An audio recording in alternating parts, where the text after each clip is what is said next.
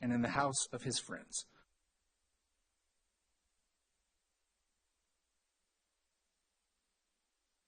Of his neighbors, it should be a place where each of us can find the satisfaction and warmth which comes from being a member of the community of man. This is what man sought at the dawn of civilization. It is what we seek today.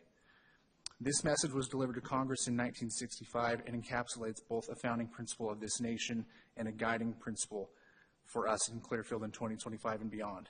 As community leaders, we should be creating places where people want to be. My commitment to that principle is one that I would like to reaffirm this afternoon and to urge and remind those at all levels of government to do the same. There is simply no world where the pulpit of elected office should be used to drive division amongst our communities on the basis of identity rather than ideation. No degree of partisanship, authority, or perceived electoral mandate should be used as justification to weaponize our differences and override the dignity and respect we owe to each other. Whether we look, love, believe, or even speak differently, the things we have in common are vastly greater than that which is used to divide us. The Utah way should be lending a helping hand and not punching down at our neighbors. It is our responsibility as leaders to protect and afford that dignity and respect to our residents, and our responsibility as members of the community at large to demand better at all levels. In doing so, we'll ensure Clearfield remains a place where people want to be for generations to come. Thank you. Thank you, Councilmember. I appreciate that. That was great. Need to excuse Councilmember Ratchford this evening. She's at home, and so we will miss her this evening and hope that all is well there. We have minutes, Council, to approve from the March 18th work session and the March 25th work session, the April 1st work session, the April 8th work session, and then our April 22nd policy session. You had a chance to review the minutes. Are there any additions, corrections? Seeing none, I entertain a motion to approve them. Your Honor, I move to approve the minutes as noted in the agenda. Second. We have a motion and a second. All in favor? Aye. Any opposed? Okay. First item on our agenda is to receive a public hearing to receive public comment on the amendment to the Wilcox Farms subdivision development agreement for the property located at approximately 1550 South, 1000 West. They've asked us to continue the public hearing on this one to May 27th, so I'll go ahead and open the public hearing, and then we will I would entertain a motion to continue that public hearing until May 27th. Your Honor, I would move to continue the public hearing for this item until May 25th, 2025. Or May 27th, excuse me. Second. Okay, we have a motion and then a second from Councilmember Thompson. Any discussion? All in favor? Aye. Any opposed?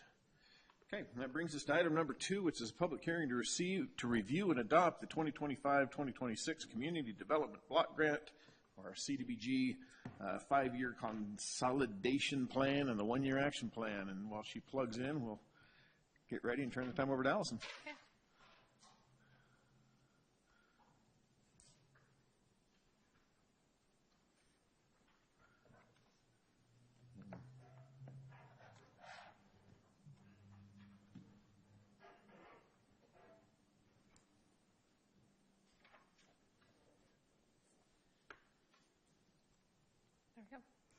Okay, thank you. Thank you, Mayor and Council. As an entitlement grantee of HUD's Community Development Block Grant Funds, Clearfield City is required to develop a 5-year consolidated plan, and an annual action plan. The consolidated plan provides direction on the investment of CDBG funds over the next 5 years, and the annual action plan details how the city will carry out the goals and objectives identified in the consolidated plan. Since we are using federal funds for local programs and services, the plan is subject to public hearings and requires a 30-day comment period, which began on March 26, 2025 and concluded on April 29, 2025, and we received no comments. Clearfield City will receive approximately $200,000 in funds. I was told today that we should know tomorrow the exact amount, and that will go for July 1st, 2025 to June 30th, 2026. The steering committee recommends the following allocations: splitting the public service allotment, the 15% between Open Doors, Davis Community Learning Center, and Safe Harbor. Administration costs, which is the 20%, and then replace the elevator at City Hall. Staff recommends that City Council approve the CDBG Consolidated Plan along with the 2025 Annual Action Plan. Any questions? Thank you very much. We'll go ahead and open the public hearing. There we go. Is there anyone here to speak in regards to our CDBG action plan? Your Honor, seeing no public comment, I move to close the public hearing. Second? Motion and a second to close the public hearing. All in favor? Aye. Any opposed? All right. That brings us to item number 3, which is our public hearing to receive public comment on the proposed compensation increases for municipal executive offices for the fiscal year 2026. And council, this is, state law says that when we do, even though we match our executive officers with the same increase that we use for our employees and follow that exact same path.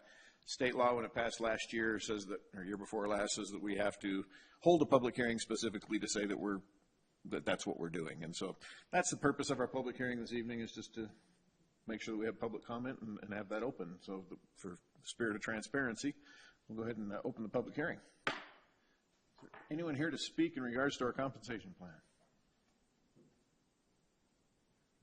Your Honor, seeing no public comment, I move to close the public hearing. Second. We have a motion and a couple of different seconds. All in favor? Aye. Any opposed?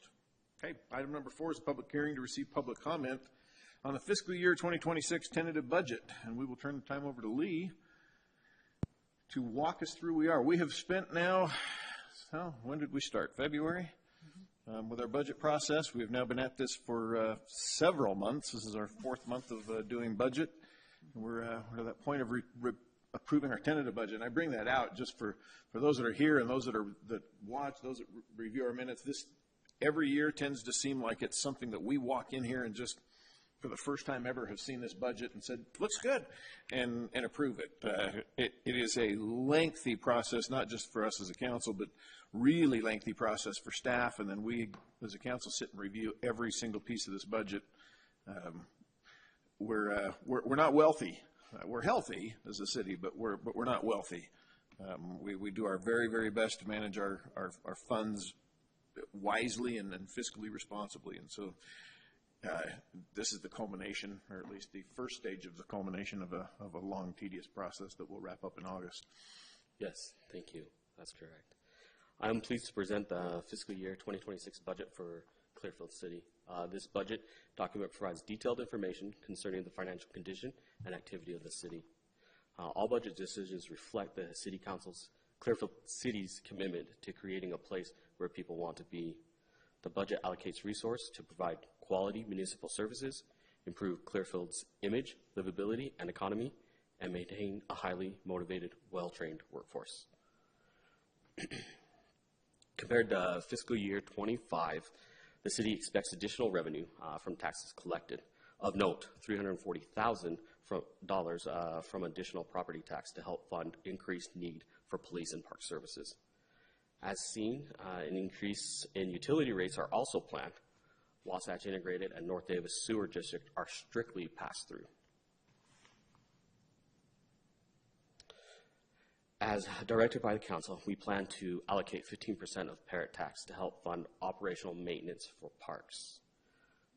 3 new officers, one of which is grant funded, 1 full-time parks employee to help with the expansion of landscaped areas, a reduction of 1 full-time planner, and also a reduction of $167,000 in general operating cost. Big projects planned for the year: $21 million of water, sewer, storm, and solid waste projects, street projects and improvements totaling $5.4 million, facility updates and parks projects totaling $2.8 million. Lastly, some projects totaling $3.1 million had to be delayed or cut due to budget limits, as seen in the last bullet. From governmental funds, we plan a revenue of $31.2 million, a total expenditure of $40.7 million. The change in cash will be balanced by the use of reserved funds from prior years. This is by design, and the reserve funds are being used for capital improvements or one-time costs. From the enterprise and utility funds, we plan a total revenue of $17.7 million, total expenditure of $35.2 million.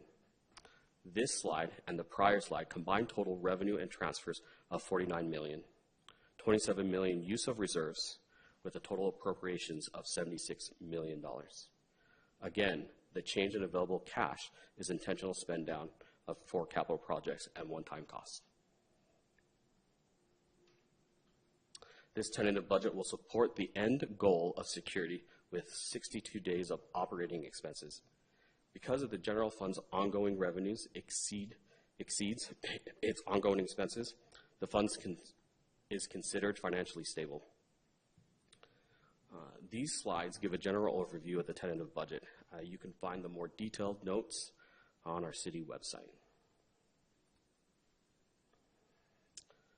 And lastly, on behalf of the Finance Department, I extend my gratitude to the Mayor, Council, staff for their ongoing commitment to provide exceptional services with fiscal responsibility as we strive to create places where people want to be. Thank you, Lee. We appreciate that. We'll go ahead and open the public hearing. Is there anyone here to speak specific to our tentative budget? Your Honor, seeing no public comment, I move to close the public hearing. Second. We have a motion, and give that one to Nika. Any further discussion? All in favor? Aye. Any opposed? Okay, and that brings us to item number 5, which is our citizen comment period, our open comment period. I have Chancellor Page.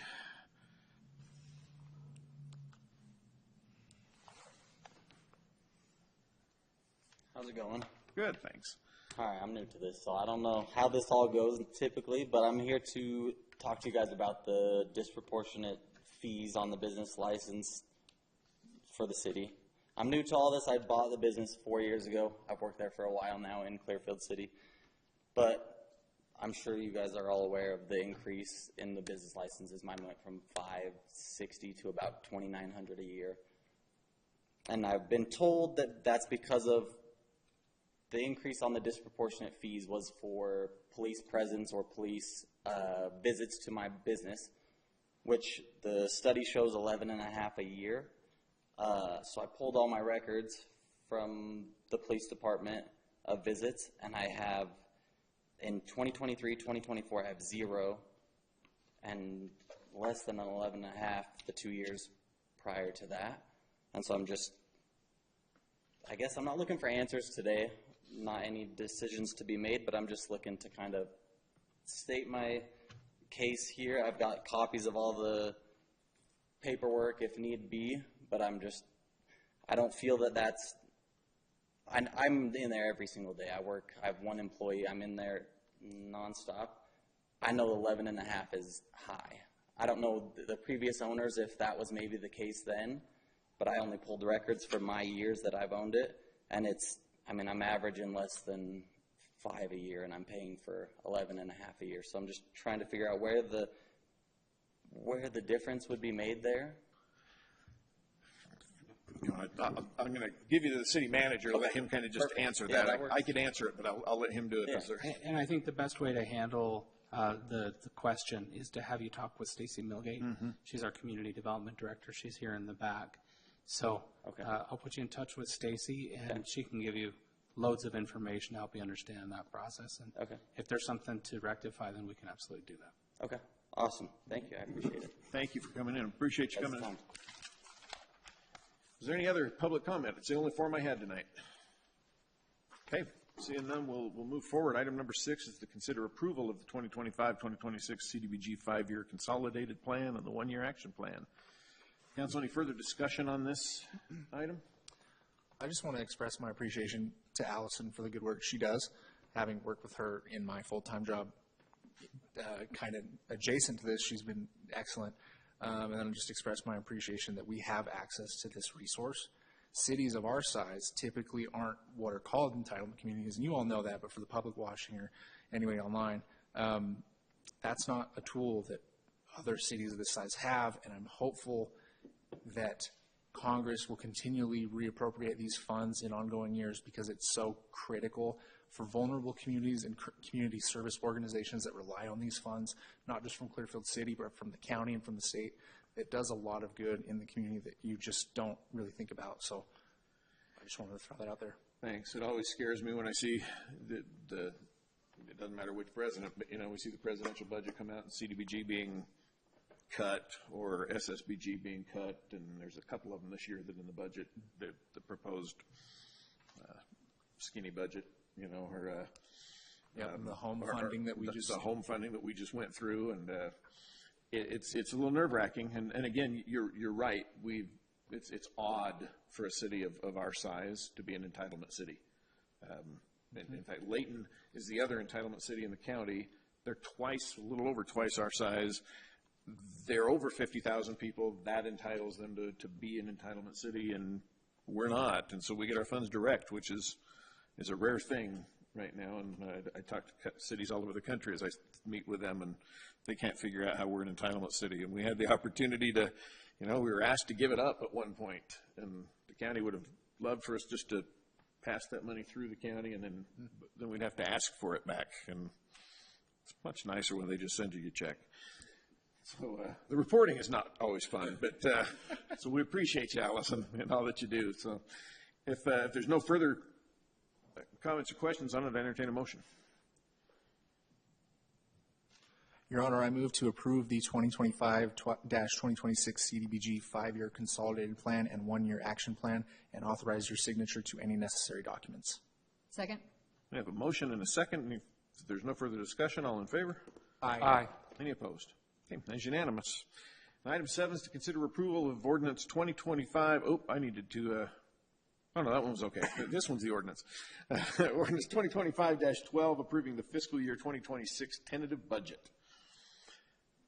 Long time process. Council, we need to approve the tentative budget and then set the date for the truth and taxation hearing to August 26th. Your Honor, I move that we recommend approving ordinance 2025-12, approving the fiscal year 2026 tentative budget and setting a public hearing for August 26th, or truth and taxation hearing for August 26th, 2025, and would authorize your signature to any necessary documents. Second. We have a motion and a second. Councilmember Peterson? Aye. Councilmember Thompson? Aye. Councilmember Worth? Aye. Councilmember Roper? Down here. Aye. Thank you. That is unanimous. And then item number 8 is to consider approval of the proclamation, which I have here. Last year, we was asked to pass a proclamation, and as June is Jewish American Heritage Month in the United States, and after that, I had the privilege of going out to California last December to meet with the Mayors Against Anti-Semitism group, and I've dealt with them a lot since. And so as we've spoken, I told them again, I fully intended to do that again this year. We've the area up here in the Clearfield, the Ogden Clearfield area, has a strong Jewish American heritage, and in fact, one of the oldest synagogues, the oldest and longest running synagogue, is in Ogden. And so it's fitting that we do that, and we're the bases here and has such a good population with us as well. Let me just read the proclamation. It says, whereas Jewish immigrants to America, ever since their first arrival on the shores in the 16th century, have played a central role in the creation, growth, freedom, prosperity, and strength of the United States of America. Whereas the biblical and contemporary history of the Jewish people and the enduring values of the Jewish faith are vital sources of inspiration for the founding of the United States, the Civil Rights Movement, America's global leadership in the cause of freedom, Americans' commitment to social justice, and many of our country's most central tenets. Whereas through core Jewish beliefs such as the creation of man in the image of God, the infinite value of every human life, the need for a weekly Sabbath, and the importance of education in the lives of children, the Jewish community has helped to define America's character and values. Whereas following the rebirth of Zionism and the miraculous return of the Jewish people to the Jewish homeland, the United States was the first country in the world to recognize the State of Israel in 1948, and over the years has developed a deep friendship an unbreakable alliance with the State of Israel based upon shared values and mutual interests.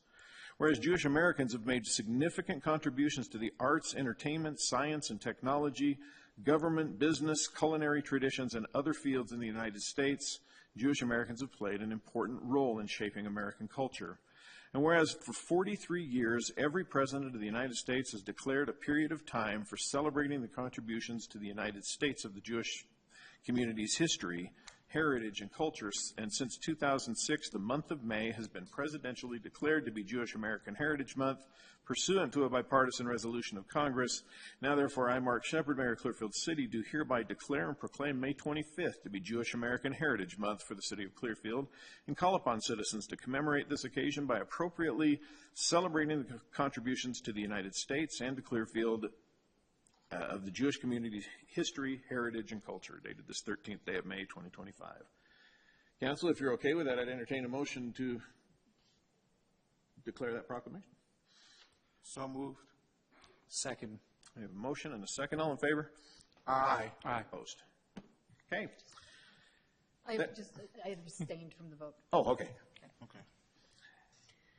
That brings us to our communication items. I don't really have a lot. I was in D.C. last week and had a wonderful opportunity to sit down, nerve-wracking opportunity, I'm just not going to lie, to sit down with the nuclear triad is really the easiest way to describe it. It is the Strategic Deterrence Alliance, their coalition. And so the Utah Defense Alliance had asked that I go out and sit with them again this year, and it has been for a few years now. But it's if you want a nerve-wracking, scary thing to sit through, go talk about where we stand as a nation in our nuclear defenses right now. And it ties really heavily to home here because Hill Air Force Base is the home of the Sentinel program, which is the replacement for Minuteman, and still has been for ages. Since the missiles were put in the ground, we're kind of that center for the Minuteman III. The Minuteman III has been in the ground now for over 60 years. We have not fired them. That's exactly what's supposed to happen. There's been things in Congress, people in Congress say, well, why do we need to spend the billions of dollars to renew and re-up and renovate our nuclear weapons, not just in the ground, but on sea and land and everywhere else. And it's because that's what they're there for. They've been there for that long as a deterrent, to ensure that doesn't happen. You'll note that you might have heard that they had to call the Nunn-McCurdy on the Sentinel program, which means it was over 25% over its budget. And there was a lot of finger pointing going around as to whose fault that was, the contractor or the government. It didn't matter. There was a lot of finger pointing, and they went through an entire study, defined there was nobody's fault. It was a little bit of everything. It's the economy. It's the fact that as they started revamping a missile system, the idea was to put the same missile initially, same size missile, into the silos. It wasn't what Northrop Grumman would have preferred because it didn't give it the space that they needed to put all the technology into that thing that it requires. And so, but then they started looking at the silos themselves and realized that the silos are at least as old as the missiles. And there's no guarantee that the silos will hold up to a missile of that size. And so as they kind of compared those things together, they said, let's expand the missile, and now we'll have to replace all the silos as well. When they started to look at replacing the silos, they realized that all of the wiring from the control center in Minot and Wyoming and so forth, it's all copper wire running through the ground in a conduit. That is some really old copper wiring, and so they said, well, we've got to pull the copper wiring and we're going to put fiber in there. Turns out that the fiber is bigger than the copper wiring and doesn't fit in the conduit, so now they've got to dig in and redo the entire conduit, as well as the launch facility and everything else. So we are, from the ground up, creating a new deterrent system. That said, it ties right in with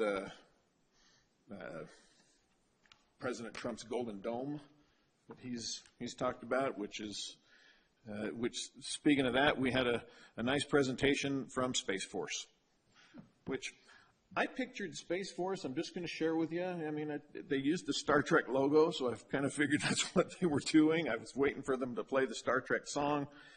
But that is so little, space flight and things like that is not what they're about. They're about satellites, almost entirely, and monitoring where everybody's satellites are and working on defense from a satellite standpoint, because our enemies have a satellite that can shoot from space and take things out. It also has the ability to take out other satellites. And if you want to shut down the United States and our defense systems, knock out our satellites.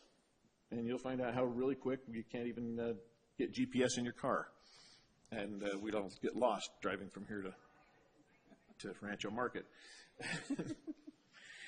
So it's that crucial, but it was, I'll send you guys the link to the video that Space Force sent to us. It was that we watched while we were there, just because it was fascinating to see what they do. They actually put it on YouTube so everyone could watch it. So there's some commercials in there, just skip past those. You don't need to watch that part. But it was good to go represent Utah out there, and Utah had a strong contingency. It was nice to associate. I spent most of my time hanging out with the guys from BAE and Northrop Grumman. And as they bragged, they were sitting at the table next to me, bragging about what they do in Clearfield.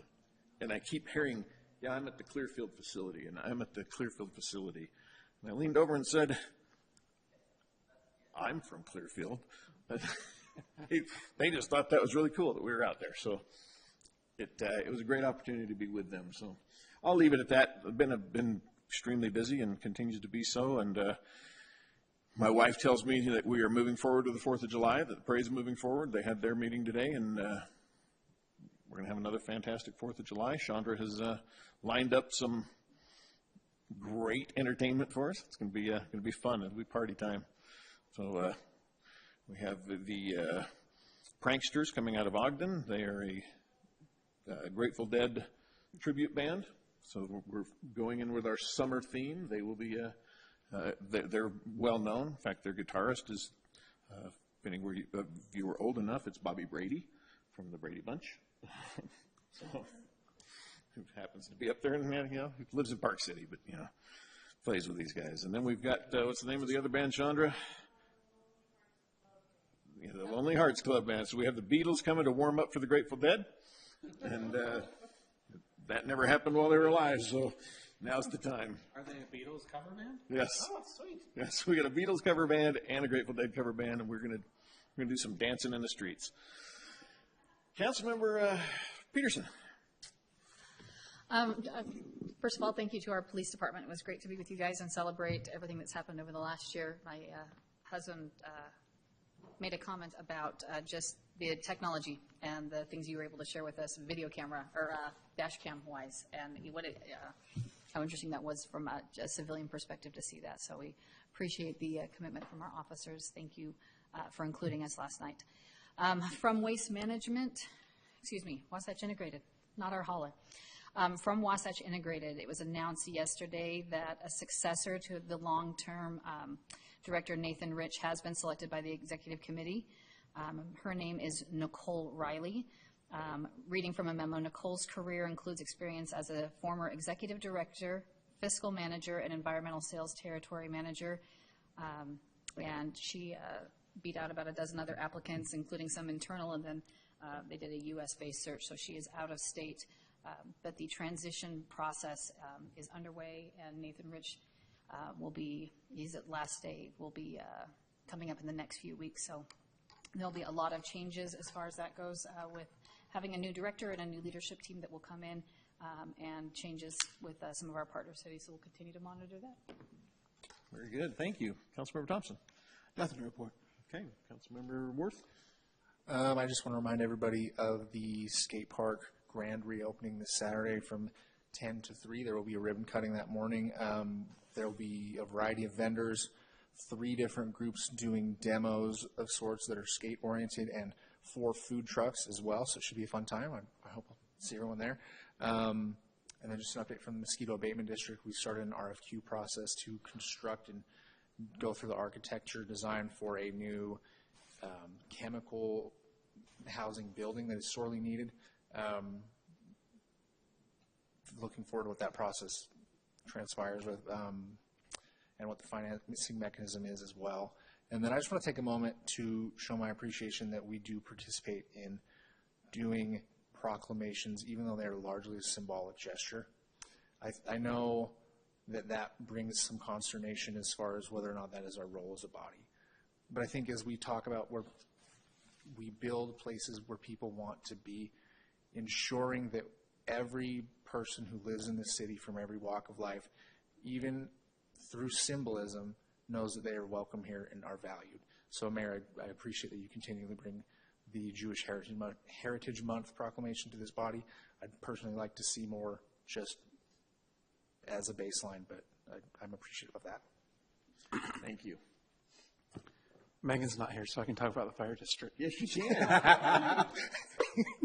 She always beats me to that. Our new ambulance is up and running. We got to play around in it a little bit a couple weeks ago. The fire district had a interesting rescue of ducklings a couple weeks ago. So that was in my neighborhood, so it was interesting to see how they got them out of there. Now the fire district's doing great. We're getting ready to finalize the budget as well there. We have some amazing men and women who are our firefighters here. So we're very lucky in our community to have such a good fire district. So, Amen. Thank you. Thank you. City manager's report. We were joking that maybe we need to make sure that the new ambulance is over at the skate park on Saturday. There will be an ambulance there at the skate park. I have arranged for the fire district to be present and to send an ambulance in, just in case. Hopefully not. Know they're assuming the risk by participating. Yes. An update on Clearfield Station. Some of you may have heard we had a meeting with the developer team and UTA last week, and the softening rental market isn't doing us any favors, so we would love to have them breaking ground here this spring, but it's going to be a little later than that. We don't know exactly when. They're still optimistic. I would say the tone of the meeting was positive, though acknowledging the complications with the market right now. So. They have a funding source lined up. They know who's going to fund their project, which is, not to get in it, it's always interesting to talk to developers, and it was one of the things that got brought out while I was speaking in Birmingham, is that cities don't understand what it takes to put together a capital stack to build something. That there's this mentality, even on a Lotus standpoint, that they've just got $50 million sitting around to build some buildings, and they just don't. And Stack and Hamilton, they don't have that either. And so it's got to come from other sources and investors need a specific return, because if they don't get it, they might as well just put it in the bank. And that's kind of where they are right now. They're just waiting for some economic changes, which everyone sees coming. We just don't know exactly when, but they see it, and they've kind of committed to it. So yeah. They're as interested as we are in seeing things happen quickly. Yeah. So meanwhile, we wait. Also, many thank yous to Lee and Rich, the whole finance team, and everybody involved, city council members and department heads, all the staff involved in preparing a budget. I've been asked a few times how this process compared this year to last year, and I feel like it was a smoother process this year, even though it was difficult. We had difficult choices to make, and it wasn't comfortable for anybody. So my many thanks to all involved. And Lee, good job tonight. Rich is away at a conference, so Lee's pinch hitting and did a good job. Yeah. And again, my thank you to Chief Bennett and his entire department. This is Police Week, as you know, so we're grateful for all in uniform, those who serve our community and keep us safe. And next week is Public Works Week, so an early thank you to Adam and all of his team for all the work they do, and likewise keeping us safe in our community. And that's all I have. Thank you. All right. Nancy, staff reports?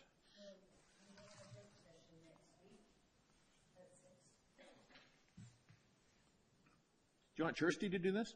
I'm just teasing you. Poor Nancy's got laryngitis and is just trying to recover.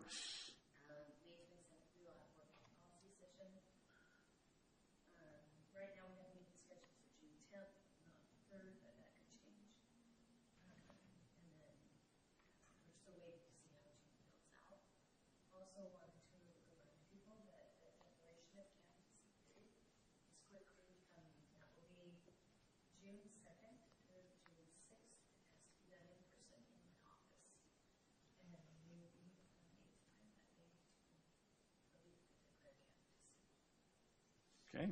Any other staff reports?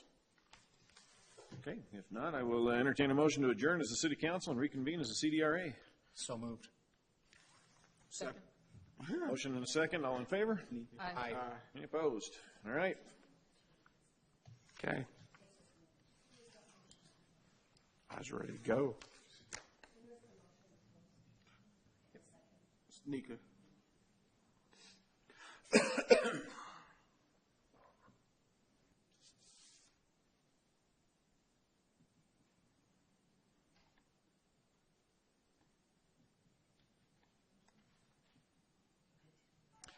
All right.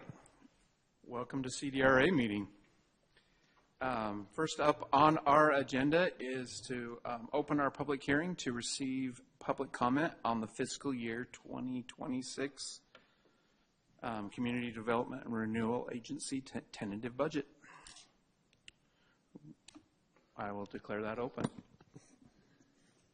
Thank you. Little assistance there on the opening of that. Wonderful. Mr. Chair, members of the board, our CDRA budget for FY26 is not on the screen. All right. Sorry about that. There we go. There we go. We discussed this at a previous work session relative to the allocation of TIF funds. And in the staff reports, we go into greater detail about the number of remaining RDA projects, whether they be EDAs, RDAs, or CDAs, and also CRAs. As mentioned during the work session, and for the purpose of those who may be here from the public, RDA 7 has concluded, and we are in the process of closing that out per state regulations and requirements. And so we don't have any allocations or collection for RDA 7. You can see here it's been removed from the spreadsheet so that we don't get any kind of confusion relative to that. Staff has included the revenues expected for FY26 that is up on the screen. And again, by RDA, there's the tax increment revenue that will be collected, potential interest earnings on the general CDRA fund, and then allocations for different projects and opportunities that the CDRA discussed during a work session meeting a few weeks prior to this. So again, we are doing well relative to the CDRA. We have seen some reductions in revenues over last year, part and parcel because of some decrease in value, but also the RDA 7 coming off the books has an impact on us. I want to make sure that I've fully addressed any of the items outlined in the staff report. Again, in our staff report, we did call out several projects that we would like to accomplish relative to undergrounding of power lines or potentially other projects to support art installation. The council did discuss, or the board did discuss at that work session on April 1st, the idea that there could be some allocated funding for art installations or projects. Up to a certain amount, there was that concern that we not expend too much of those dollars relative to those projects, and so we want to be mindful of that as well. At this time, staff has completed the budget process and believes that we are on sure footing and doing well relative to the coming year, and would welcome any comments or questions from the board at this time or from the public.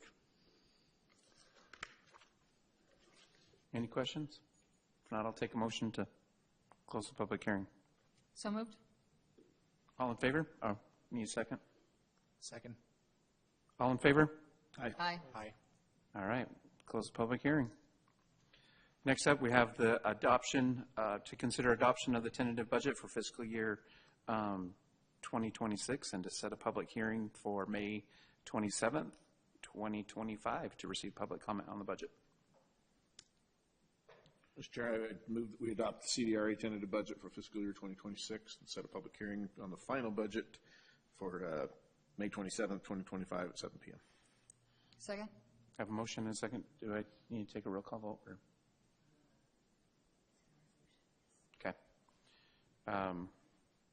Okay. Director Peterson? Aye. Director Thompson? Aye. Director Shepherd? Aye. Director Worth? Aye. Okay. I'm out of practice. And I vote aye as well. Okay. Motion to adjourn. So moved. Second. Okay. That's it. We are done. All right. Everybody. Done. Hey, you got your own sticker. I got my own